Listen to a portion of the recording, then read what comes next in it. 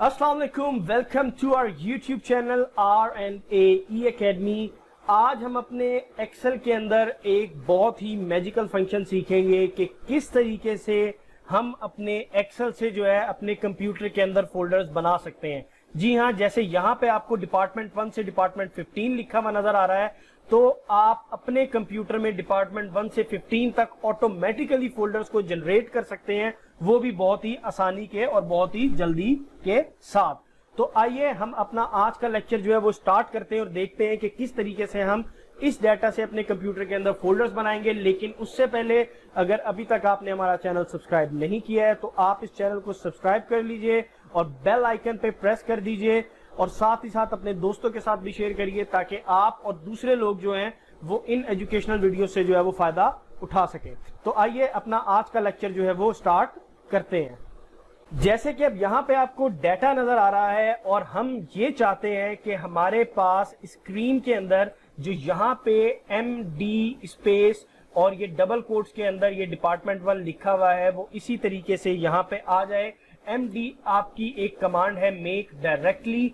तो आइए हम अपने इसको जो है वो इसी तरीके से यहाँ पर लिखते हैं। इसके दो तरीके हैं। एक तरीका आपका ये है कि इसको आप फॉर्मूला के जरिए भी लिख सकते हैं और एक दूसरा मेथड भी इसका है। तो आइए पहले हम इसको देखते हैं कि किस तरीके से हम इसको फॉर्मूला के जरिए जो है वो यहाँ पे लिख सकते हैं। यहाँ पे आप इक्वल टू प्रेस करिए, डबल कोट्स में लिखिए MD स्पेस दीजिए, स्पेस आपने लाजमी देनी है। उसके बाद आप डबल कोट्स क्लोज करिए। अब यहाँ पे मैं डबल कोट्स के बाद डबल कोट लगा के अगर डिपार्टमेंट 1 लिखूंगा तो वो फॉर्मूला जो है वो नीचे कॉपी पेस्ट नहीं होगा।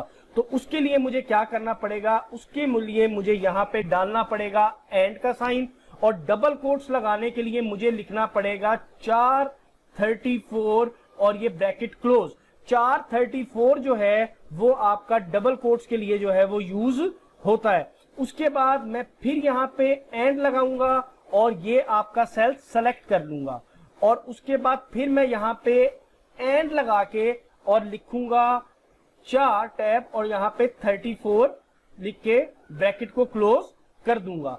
यहाँ पे आपका MD स्पेस एंड 434 का मतलब है डबल कोट्स, एंड B2 का मतलब है डिपार्टमेंट 1 और 434 का मतलब दोबारा से डबल कोट्स है। यहाँ पे आके मैं इसको एंटर कर देता हूं और इस फॉर्मूले को आके यहाँ पे मैं नीचे कॉपी पेस्ट आप देखें कर देता हूं।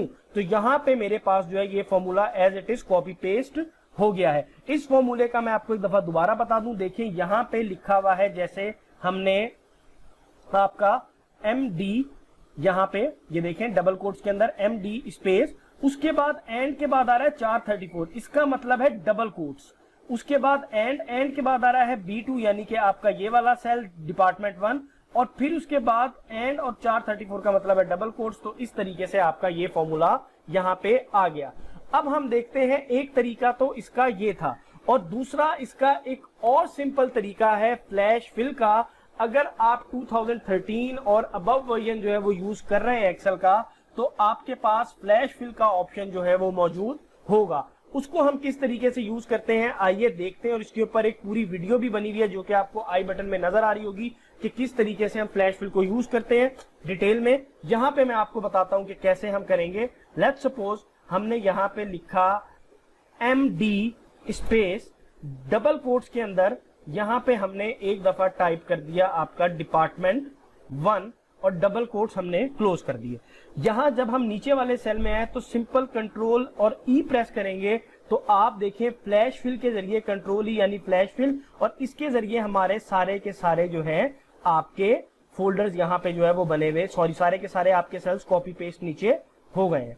तो आइए अब हम आपके नेक्स्ट स्टेप पे चलते हैं कि किस तरीके से आप अपने इस डाटा से जो है वो अपने कंप्यूटर में फोल्डर्स बना सकते हैं। तो आइए देखते हैं कैसे हम बना सकते हैं। आप विंडो और R की प्रेस करिए। यहाँ पे प्रेस करने के बाद आप नोटपैड लिख के नोटपैड को ओपन कर लीजिए। इस डाटा को आप यहां से जो है वो कॉपी करिए, कॉपी करके अपने नोटपैड के अंदर पेस्ट कर दीजिए। अब ये डाटा आपका नोटपैड में पेस्ट हो गया है। उसके बाद आप अपने इस नोटपैड को जो है वो सेव कर दीजिए उस फोल्डर के अंदर जहां पर आप चाहते हैं कि आपके फोल्डर्स बने।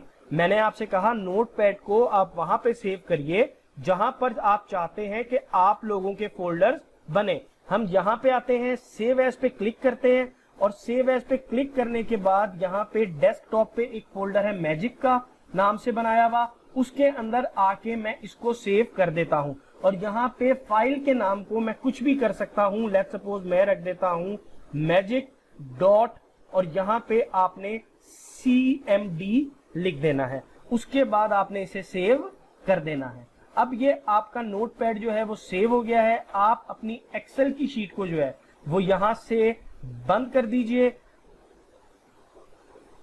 और आप यहां पे आपका जो फोल्डर बना था उस फोल्डर में आ जाइए।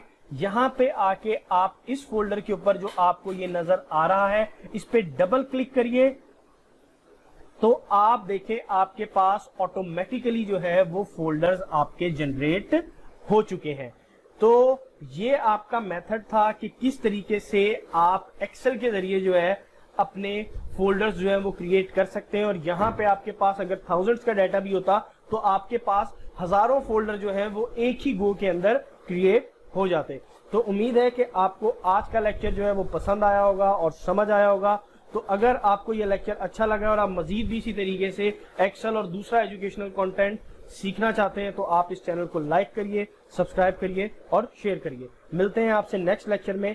अल्लाह हाफिज।